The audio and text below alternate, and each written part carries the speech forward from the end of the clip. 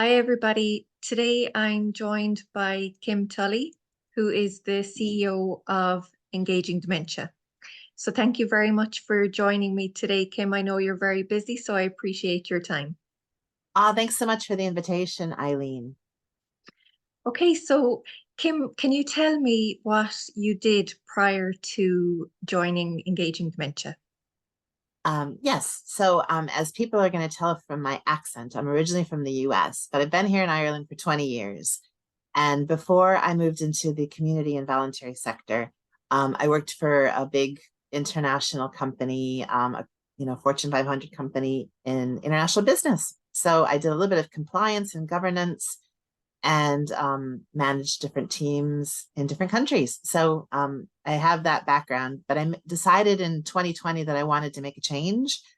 And I'd always done a lot of volunteering, and I was also on a voluntary board, a couple of different boards. So I decided I wanted to make the plunge and work in the sector, and I've really, really enjoyed it. So I'm really happy that I made that change, and I feel like I'm making a difference every day. So I really love it. Okay, that's great. Thank you. So how did you become involved with Engaging Dementia and what is your role? Yeah. So when I left the corporate sector, I decided that I wanted to work in the voluntary sector. And I have a little bit of personal experience in the area of dementia because my grandfather had it and my great aunt had it. And um, I wish now that I knew back then what I know now, because it can be very daunting to have somebody in the family or even have a diagnosis yourself. I really do believe that knowledge is power. So anyhow, when I was looking for a new role, this one came up on my radar, and I really like the fact that I don't have to be a dementia expert to be the chief executive. I mean, a lot of the things that I have to do are, things that I learned in the corporate world. So good finance management, corporate governance, etc. And I have dementia experts around me, but I have learned a lot in the last 4 years. And I just love what we do. So we do a lot of training, and we have a conference every year. So we do a lot of advocacy in that area. And we also have community resources like our dementia cafes. Mhm. Okay, that's great. And can you tell me a little bit about Engaging Dementia and the different types of services that you provide? Yeah. The company was started about 30 years ago by Sister Mary Threadgold. And she is a sister of charity, and she's also a speech and language therapist. And when she was visiting people in nursing homes, she would see people there with late stage dementia with basically no activities, no engagement, nothing for them to be spending their time doing. So she developed the SONUS program. And that's been rolled out, we think, in about half of the nursing homes in Ireland. And it's also now being rolled out in Norway, and we're in discussions to roll it out in India. And it's a lovely program that people do with the same group of people in the nursing home about twice a week. It includes music, a little bit of light exercise, some reminiscence, and the senses. So there's like a smell item, and people say if that triggers a memory. There's a hand massage or a shoulder massage, so there's touch. There's a taste item, again, that people taste it and see if it makes them think of anything. And this has been shown through research to improve communication for people with late stage dementia, also their engagement and their quality of life. So that was the program that started the whole thing. Over the years, the company is diversified, and we now offer training in a lot of different areas. So in communication, in activities, in gardening, we also offer CST, and memory rehab. And we have some other programs that we're currently looking at launching in the near future. So we support professional caregivers, but we also want to start supporting family carers in the near future. So people that are supporting people in the home, because there's a lack of resources, basically. Then we have our annual conference. We're in our 16th year this year. And we like to get information out. It's a great place to network and also to, inform yourself about the latest research and the latest activities and psychosocial programs that are out there. And then we also support the Irish Dementia Cafe Network, which is a network of cafes across Ireland These are run by volunteers in different communities around Ireland, and they're monthly get-togethers of people living with dementia and their family members and their friends. And it's a safe, welcoming place for people to get information, to share their experiences with each other, and just to be together with people that are in the same situation. Unfortunately, there's still a lot of stigma around dementia, so it's just a safe place for people to get a piece of cake and a cup of tea and have a chat with people, and they can just be themselves and they don't have to worry about what anybody thinks. That sounds wonderful. It really does, Kim. Like it gives that inclusivity to people, you know, that they're still part of the community, they're still part of just the same as anybody else, you know, and Exactly. yeah, you're removing that stigma of dementia, you know, putting the person over into the corner and that. So that's fantastic. Can I ask you, what is the feedback that you get from, we'll say, the healthcare professionals that are running these SONUS programs in nursing homes across the country? Yeah, well, I was going to say it's very well liked. I have to say it's a really fun program to give because, like I said, it involves music and the senses and a bit of poetry. So it's a fun thing to do, but the results are really what makes it the most important thing. It's very impactful. So I've heard lots of lovely stories about, it's just being the highlight of some people's weeks, the people that are giving the program, but also the people that are attending the program. And everybody, a lot of SONUS practitioners that I've met that have been doing it for years, they all have a story or two about someone who is perhaps nonverbal for a couple of months. And then all of a sudden they come out with a poem, or they want to sing a song, or they sing along for the first time in a while.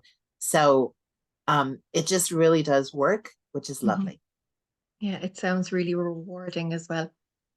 It is. Can I ask you how the service is funded? So how is Engaging Dementia funded?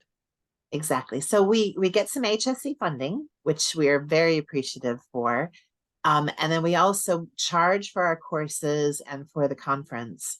But we basically, because of the HSC funding, we're able to keep cost as low as possible so that that shouldn't be a barrier for anyone who wants to take a course or come to our conference.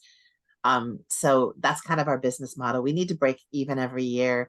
And then if we have anything left over, we put that into, any special projects that we might try to do in a year. We're a very small team. We're basically 4 employees, and then we have 15 tutors that work for us on a part-time basis.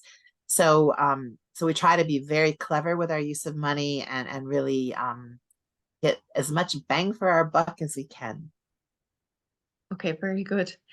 And so you've mentioned the 2024 16th International Dementia Conference that's coming up on the 8th and 9th of May Yeah. in Mullingar. And I know that our managing director, Tom Quinlan, will be there with his stand and he'll offer information about our service, AL Home Care. Can you tell me a little bit more about the conference? Yes, so it's going to be 2 days, full packed with expert talks and workshops, but also breaks and time for networking, because that's also really important. The topic of the conference is diversity in dementia, embracing differences and connecting minds. So what we're doing is we're going to be focusing on the different types of dementia that are out there, and also the different, comorbidities that there are.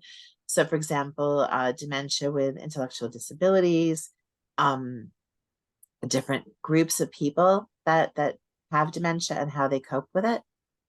So it'll be really interesting. People can get details about different speakers on our website. It's important that to let everybody know that we have special price tickets for those that are living with dementia and for their care partners. But we also are going to be open to the public on the 8th from 3:30 p.m. in the afternoon. So the last couple of hours of the conference, we're going to have talkers that are specifically going to be interesting, we think, to the general public.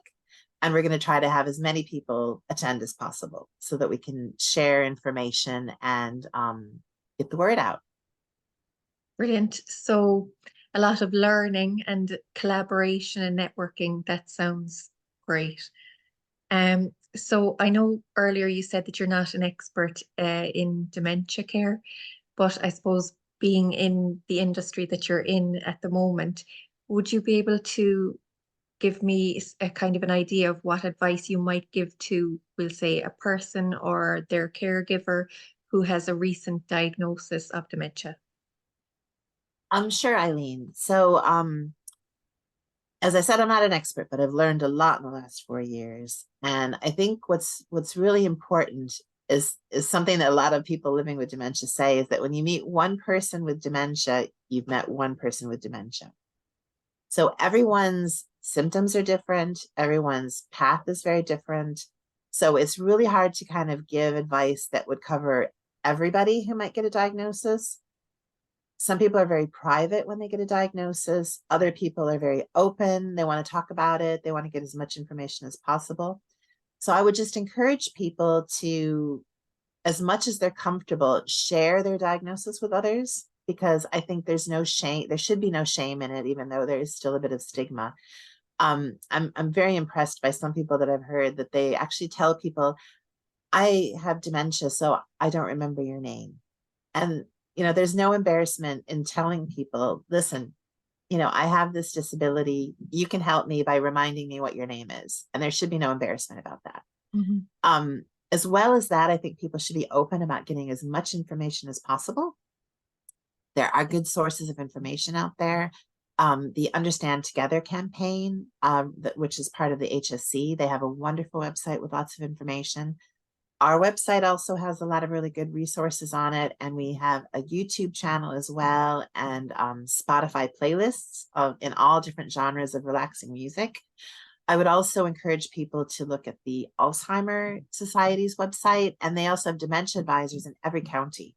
So reach out, get an appointment. There's also memory technology resource rooms in around Ireland. There's lots of people that are out there that are experts, and they are more than willing to give people help and assistance and support and information so that they know what resources are out there and the best things for them. The one thing that I really have learned in the last 4 years is that whatever is good for your brain health is especially important if you get a diagnosis of dementia. So learning something new, trying a new activity, gardening, being out in nature, exercising, eating well, all the things that we know that are good for your brain are really important as well when you get a diagnosis of dementia. So that's the knowledge that I have that I would recommend people follow up on. That's great. And thank you for that, Kim. And my final question, can you just remind people of your website where they can find out some more information? Exactly. So it's engagingdementia.ie.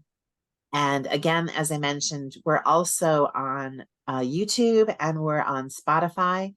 So there's lots of resources there. On YouTube, we have a lot of videos from previous conferences, as well as some things that we put together with tutors, like activities for people living with dementia in the home.